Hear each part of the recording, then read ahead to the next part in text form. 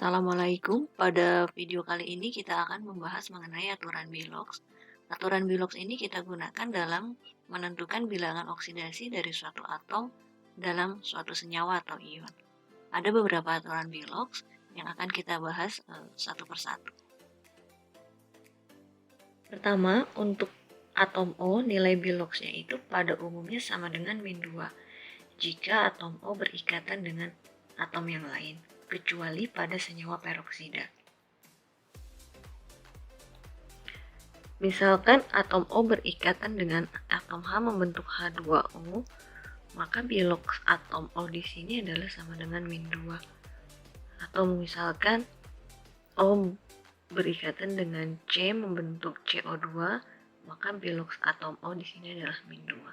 Jadi pada umumnya ketika atom O berikatan dengan atom lain, dia akan memiliki nilai Bilox -2 kecuali pada senyawa H2O2 dan Na2O. Yang kedua adalah atom H, dia akan memiliki nilai Bilox sama dengan +1. Jadi kalau atom H berikatan dengan oksigen membentuk H2O, maka di sini Bilox H sama dengan +1. Atau misalkan atom H berikatan dengan Cl membentuk HCl, maka Biloxnya di sini adalah +1. Kecuali untuk senyawa-senyawa hidrida. Di sini H berikatan dengan NH, Biloxnya tidak akan +1. Tapi kalau pada umumnya ketika atom H berikatan dengan atom lain, maka akan memiliki nilai Bilox sama dengan +1. Aturan ketiga, untuk atom-atom di golongan 1A, yaitu atom-atom Li, Na, dan K, pada semua senyawa nilai Biloxnya itu adalah +1. Misalkan Na berikatan dengan Cl membentuk NaCl, maka di sini Bilox Na sama dengan +1. Kemudian kalau K berikatan dengan O dan H membentuk KOH, maka Bilox K di sini adalah +1. Jadi untuk golongan 1A, nilai Bilox pada semua senyawanya itu adalah sama dengan +1. Kemudian untuk Bilox atom-atom yang berada di golongan 2A, Mg, Ca, Ba, itu dalam semua senyawa nilai Biloxnya sama dengan +2. Jadi kalau Mg berikatan dengan Cl membentuk MgCl2, maka Bilox Mg itu sama dengan +2. Ca berikatan dengan Cl2, Biloxnya juga +2. Jadi semua atom dalam golongan 2A memiliki nilai Bilox sama dengan +2 untuk semua senyawa, dalam semua senyawa. Bilox atom F pada semua senyawa sama dengan -1. F berikatan dengan Na membentuk NaF, maka di sini Biloxnya selalu -1.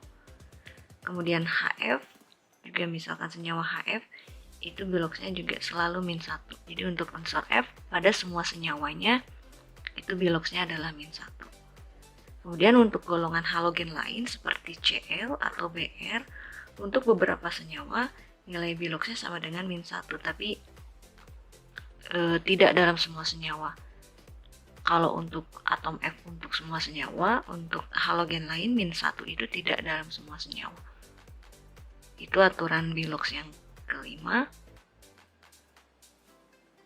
Kemudian dalam bentuk unsur atau molekul unsur, Bilox atom-atomnya sama dengan 0. Yang disebut unsur atau molekul unsur itu berarti kalau atom tersebut tidak berikatan dengan atom lain. Misalkan Fe hanya dalam bentuk Fe saja, maka nilai Biloxnya adalah sama dengan 0. Atau misalkan H, dia tidak berikatan dengan atom lain, tapi berikatan dengan atom yang sama, membentuk H2, maka Bilox atom H di sini juga sama dengan 0. Jadi atom-atom yang tidak berikatan dengan atom lain itu memiliki nilai Bilox sama dengan 0. O kalau berikatan dengan atom lain itu tadi Biloxnya -2, tapi kalau O-nya itu membentuk molekul unsur berikatan dengan atom O yang lain, maka nilai Biloxnya ini menjadi sama dengan 0. Jadi sekali lagi kalau unsur atom-atom tersebut tidak berikatan dengan atom lain, maka nilai Biloxnya sama dengan 0. Dalam atom yang bermuatan, atau kita sebut sebagai ion, maka nilai Bilox atom-atomnya sama dengan jumlah muatannya. Fe, kalau dia sebagai Fe saja, tadi Biloxnya 0. Tapi kalau dia dalam bentuk ion, misalkan ion 2+, maka nilai Bilox Fe-nya itu menjadi sama dengan plus 2, karena sama dengan jumlah muatan. Kalau O dalam bentuk O2-, berarti Biloxnya itu juga sama dengan muatannya, min 2. Misalkan Cl-, maka Bilox Cl dalam Cl- ini sama dengan min 1, sesuai dengan jumlah muatannya. Itu untuk ion. Jadi kalau Bilox ion sama dengan jumlah muatannya. Kemudian dalam senyawa netral, jumlah total Bilox atom-atom penyusunnya sama dengan 0. Misalkan CO2 ini adalah senyawa netral, tidak ada muatan positif negatif, maka jumlah total Bilox dalam CO2 itu sama dengan 0. CO2 itu tersusun dari unsur C dan 2 atom O. Maka kita buatkan persamaannya. Bilox C ditambah Bilox O, karena O-nya ada 2, maka kita kalikan 2. Itu ketika dijumlahkan, totalnya harus sama dengan 0. Ini berlaku untuk senyawa netral yang tidak ada muatan di atasnya. Kalau misalkan NH3 juga sama. NH3 ini tidak ada positif negatif, maka jumlah total Bilox NH3 itu sama dengan 0. NH3 itu terdiri dari atom N dan 3 atom H. Maka kita bisa tuliskan Bilox N tambah Bilox H kali 3, karena jumlah H-nya ada 3, itu ditotalkan harus sama dengan 0. Itu untuk senyawa-senyawa netral. Ion poliatom itu berarti ion yang tersusun dari lebih dari satu atom, maka jumlah total Biloxnya adalah sama dengan jumlah muatannya.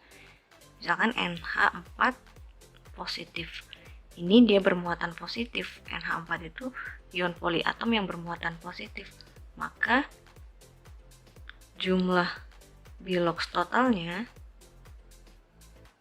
dari NH4+ itu sama dengan muatannya positif 1, berarti sama dengan plus 1. NH4+ itu terdiri dari 1 atom N dan 4 atom H, maka kita bisa tuliskan Bilox N tambah Bilox H, karena H-nya ada 4, berarti kita kalikan 4, jumlahnya harus sama dengan plus 1. Atau misalkan dalam ClO3-, ini juga ion poliatomik, muatannya min 1, maka jumlah Bilox total di ClO3- itu sama dengan min 1, karena muatannya min 1.